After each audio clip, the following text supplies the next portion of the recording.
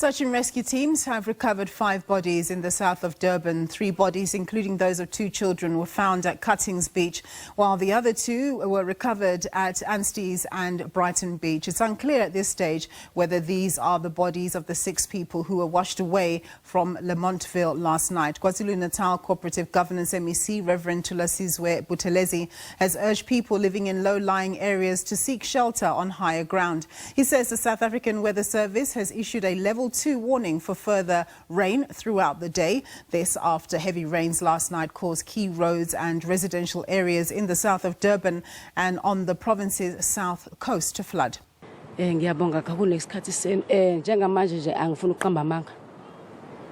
Angazi fanele ngithathe ngihlangise nani ngoba nje anginalutho. So akunzima ngisho ukuthi ngichaze.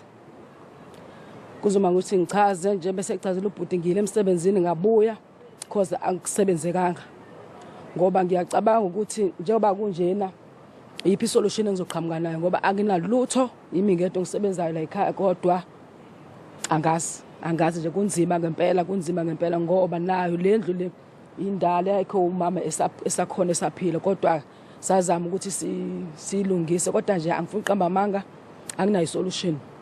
To the families that have lost their loved ones, the place where we're at in Lamontville, you can see for yourself, even those who survived this terrible disaster, they are still highly exposed. This area, as we can see over the last few weeks and the last few days, is highly prone to heavy rainfall. Therefore, as provincial government, we will ensure that we consolidate all our efforts. As you can see, the various MECs who are here, so that in the short term, we can provide an alternative shelter to the families. But in the long term, we must look at where do we settle our people so that they are not exposed to these constant disasters. We can see the province of KwaZulu-Natal now and again, we are burying our loved ones. Because if it's not a fire, it's the floods. If it's not the floods, it's the snow. Therefore, the issue of building climate change resilient infrastructure comes into play.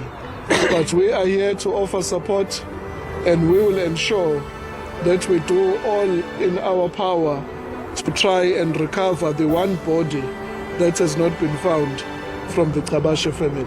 Around 11, it was like overflowing.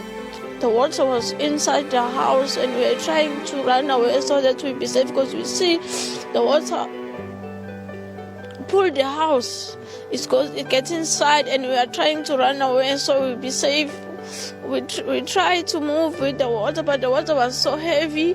When we tried to cross, my mom and my aunts and my neighbor's aunt and the kids, 3 kids, they couldn't make it because the water was so heavy. They pushed them away and we survived, but others, they didn't survive.